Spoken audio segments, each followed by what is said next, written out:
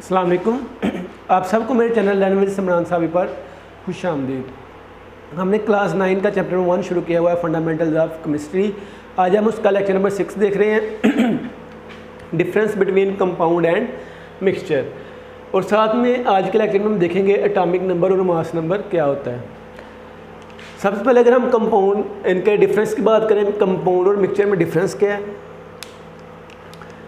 Compound क्या होता है? It is formed by chemical combination of atoms of the elements.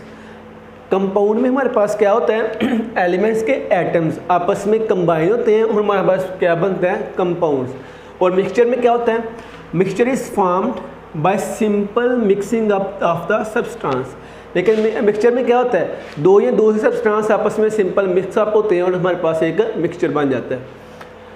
अगर हम कंपाउंड की बात करें, the constituent lose their identity and form a new substance having entirely different properties. कह रहा है कि जो कंपोनेंट्स आपस में मिलकर हमारे पास क्या बना रहे हैं? कंपाउंड बना रहे हैं। वो अपनी प्रॉपर्टीज़ को क्या करेंगे? लूज़ कर देंगे और जो नया सब्सटेंस बनेगा उसकी प्रॉपर्टीज़ टोटली डिफरेंट होंगी। मिक्सचर में क्या होता है? Mixture shows the properties of the constituents. Mixture हमारे पास क्या करता है? ये प्रॉपर्टीज शो करता है कंपोनेंट्स की, कि जो उसके अंदर कंपोनेंट्स होते हैं उनकी प्रॉपर्टीज वो शो करेगा। Compounds always have fixed ratio. Compounds के हमारे पास उनकी एक फिक्स्ड रेशियो होती है, जैसे हमने पीछे लेक्चर में ऊपर देखा है। लेकिन अगर हम मिक्सचर्स की बात करें तो इसके अंदर हमारे पास इनकी फिक्स्ड रेशियो नहीं होती। आगे हम बात करें, the components can not be separated by physical means, कि हम जिन कंपोनेंट्स को आपस में मिलाकर कंपाउंड बना रहे हैं हम उनको सेपरेट नहीं कर सकते कोई फिजिकल मेथड यूज़ करके। लेकिन मिक्सचर में हम उनको सेपरेट कर सकते हैं। The components can be separated by simple physical methods. वो कौन से हमारे पास? जैसे डिस्टिलेशन हो गया, फिल्ट्रेशन वगैरह हो गया, उनको यूज़ करके हम इनको सेपरेट कर सकते हैं। नेक्स्ट हमारे पास है कंपाउंड का पॉइंट। हमारे पास क्या है? Every compound is represented by a chemical formula. हर एक कंपाउंड का हमारे पास क्या होता है? एक केमिकल फार्मूला होता है। लेकिन मिक्सचर के अंदर ऐसा नहीं होता। मिक्सचर में क्या होता है? इट कंसिस्ट ऑफ 2 और मोर कंपोनेंट्स, कि मिक्सचर के अंदर 2 या 2 से ज़्यादा कंपोनेंट्स होते हैं। And does not have any chemical formula, और उनका कोई भी केमिकल फार्मूला नहीं होता, क्योंकि हर एक कंपोनेंट की अपनी अपनी जो प्रॉपर्टीज़ होती हैं वो उनके अंदर रहती हैं, वो चेंज नहीं होती हैं, तो इसलिए उनका हमारे पास कोई भी केमिकल फार्मूला नहीं होता है। आगे आ जाए, कंपाउंड्स हैव होमोजीनियस कंपोजिशन। अभी ऊपर हमने बात की है कि इनके हमारे पास क्या होती है? फिक्स्ड रेशो होती है, मतलब कि इनके हमारे पास कंपोजिशन क्या होती है? सेम होती है हर एक मालिक्यूल की। अगर हमारे पास वाटर है उसकी कंपोजिशन हमारे पास 1:8 रहेगी, ये चेंज नहीं होगी। लेकिन मिक्सचर्स के अंदर हमारे पास इनकी रेशियो कंपोजिशन हमारे पास होमोजीनियस भी हो सकती है और हेट्रोजीनियस भी। सेम भी हो सकती है, यूनिफॉर्म भी हो सकती है और यूनिफॉर्म नहीं भी हो सकती है। आगे हम बात करें, कंपाउंड्स है sharp and fix melting points. Compound के हमारे पास शार्प और फिक्स बॉइलिंग मेल्टिंग पॉइंट्स होते हैं।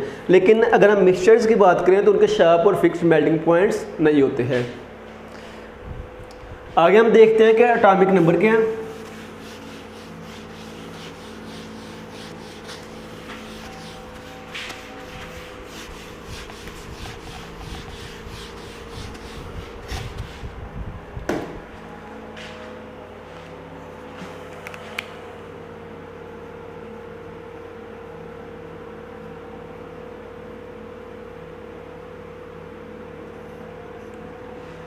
एटॉमिक नंबर होता है हमारे पास number of protons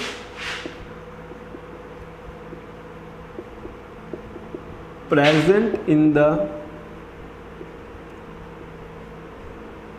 nucleus of atom. Atomic number हमारे पास क्या होता है कि ये बेसिकली होता है कि नंबर ऑफ़ प्रोटॉन, जो जितने हमारे पास नंबर ऑफ़ प्रोटॉन होते हैं, प्रोटॉन जितने हमारे पास न्यूक्लियस के एटम के न्यूक्लियस के अंदर पाए जाएंगे उतना उसका क्या होगा, हमारे पास एटॉमिक नंबर होगा। इसको हम रिप्रेजेंट करते हैं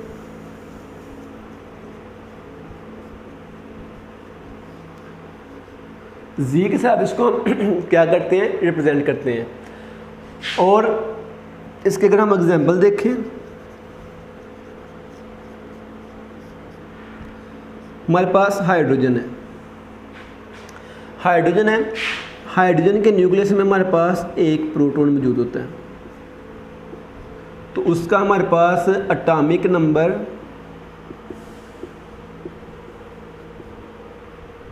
कितना होगा, 1। अगर हम कार्बन की बात करें, इसके अंदर हमारे पास 6 प्रोटॉन होते हैं, इसका हमारे पास एटॉमिक नंबर कितना होगा, 6। कि एक एटम के न्यूक्लियस के अंदर जितने भी नंबर ऑफ प्रोटॉन्स होंगे उतना उसका क्या होगा, एटॉमिक नंबर। हाइड्रोजन के न्यूक्लियस में एक प्रोटॉन है तो उसका हमारे पास एटॉमिक नंबर 1 है। कार्बन के न्यूक्लियस के अंदर हमारे पास 6 प्रोटॉन है तो उसका एटॉमिक नंबर हमारे पास 6 होगा। आगे आ जाए, मास नंबर क्या होता है।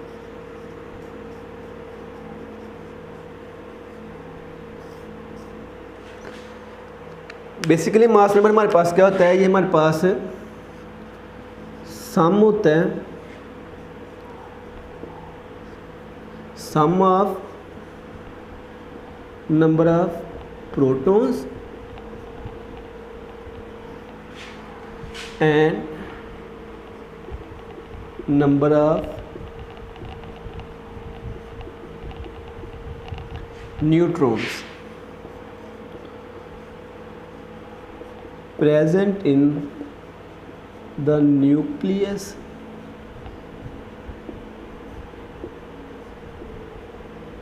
of atom। कि एक एटम में जितने नंबर ऑफ प्रोटॉन्स और नंबर ऑफ न्यूट्रॉन्स होंगे उनका अगर हम सम करें तो वो किसके बराबर होगा, वो होगा मास नंबर। अब इसको हम रिप्रेजेंट करते हैं, रिप्रेजेंटेड बाय कैपिटल ए। इसका हमारे पास फॉर्मूला क्या होगा, फार्मूला इसका होता है A is equal to ji plus N.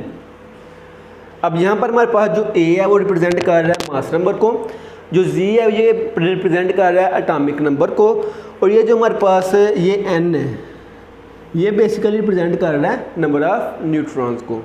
अब एग्जांपल ले लें, हाइड्रोजन के एग्जांपल ले लें। इसके अंदर हमारे पास एक प्रोटॉन होता है और इसके अंदर न्यूट्रॉन कोई भी नहीं होता, मतलब कि 0 न्यूट्रॉन होता है इसके अंदर। तो इसका एटॉमिक नंबर कितना होगा, फार्मूले में वैल्यू पुट कर लें, A is equal to ji plus N है। जी हमारे पास एक प्रोटॉन तो इसका एटॉमिक नंबर 1 होगा, न्यूट्रॉन 0 है तो ये हमारे पास 0, तो इसका एटॉमिक नंबर मास नंबर हमारे पास क्या होगा, 1। अब कार्बन की बात कर लें। कार्बन के अंदर हमारे पास 6 प्रोटॉन्स होते हैं और इसके अंदर हमारे पास 6 ही न्यूट्रॉन्स होते हैं। अब अगर हम इसका मास नंबर देखें, A is equal to ji plus N. Z हमारे पास कितना है, 6, नंबर ऑफ न्यूट्रॉन्स भी 6, तो ये हमारे पास कितने हो जाएंगे, 12। तो हमारे पास कार्बन का मास नंबर होगा 12।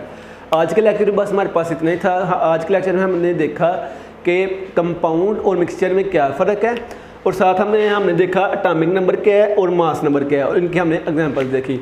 इंशाल्लाह नेक्स्ट लेक्चर के अंदर हम रिलेटिव एटॉमिक मास को देखेंगे और साथ में हम देखेंगे कि हम केमिकल फार्मूला को कैसे राइट करते हैं। अल्लाह हाफिज़।